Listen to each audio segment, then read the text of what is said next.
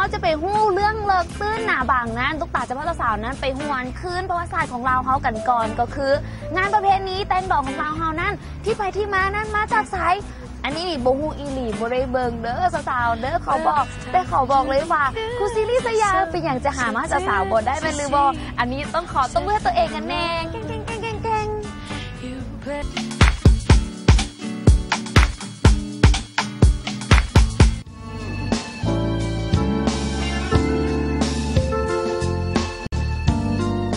คำว่าแตงดองหรือว่ากินดองแม่นคำเว้ามีมาแต่ดั้งเดิมของชาวลาวเฮาซึ่งหมายถึงการจัดพิธีเอาผัวเอาเมียในกันเว้าก็ได้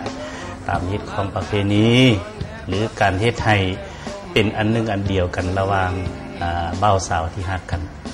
เพื่อเป็นขีดหมายในการสละความเป็นโสดและ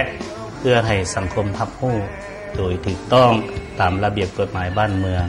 ส่วนเงื่อนไขของการแต่งดองนั้นในประเพณีลาวนั้นจะประกอบไปด้วยเงื่อนไขดังต่อไปนี้อันที่หนึ่งการแต่งดองจะมีขึ้นได้ก็ต่อเมื่อว่า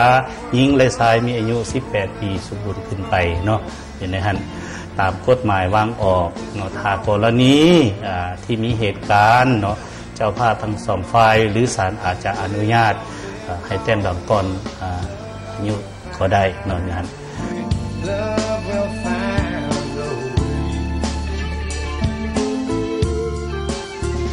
อิงตามฮีตของประเพณีที่บรรพบุรุษของพวกเราได้พากันสืบทอดกันมานั้นคืออยู่ในประเพณีลาวเฮาแต่เก่าก่อนนั้นผู้เฒ่าแก่ก็จะได้จำหา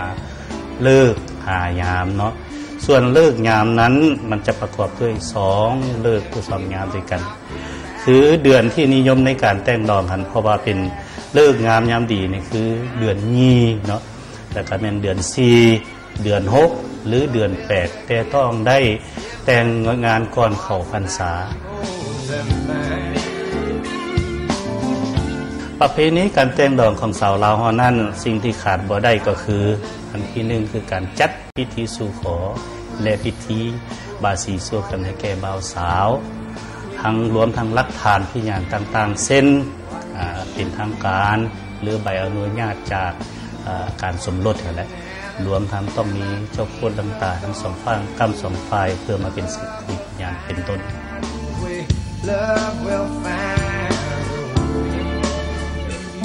การแต่งดองของชาวลาวเฮาทั่วไปแล้วแต่ละภาคนั้นก็พิธีโดยรวมหันนั้นจะบ่มีการแตกต่างกันหลายปานใดเฉพาะคนลาวเฮาแต่จะมีความแตกต่างออกไปทางด้านภาคปฏิบัติหรือขั้นตอนการกินดองของแต่ละเผ่าชนเช่นว่ามีบางเผ่าจะบ่เน้นนัดทางด้านการบาสีสู่กันแต่จะเป็นเน้นนัดของการงานเลี้ยงเป็นเรื่องสำคัญ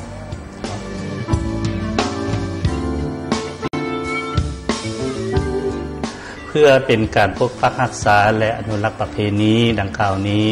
ให้คงอยู่คู่กับคนลาวเฮาตลอดไปนั้นเพราะฉะนั้นพวกเราทุกคน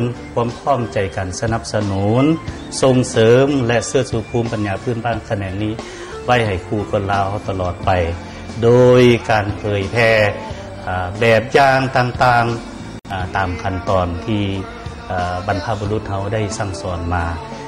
ว่าเฮาบ่เฮ็ดจังซั่นเฮามีแต่ว่าจะไปเปลี่ยนแปลงแบบชาวตะวันตกนั้นแน่นอนวัฒนธรรมด้านนี้เฮาก็จะสูญหายไป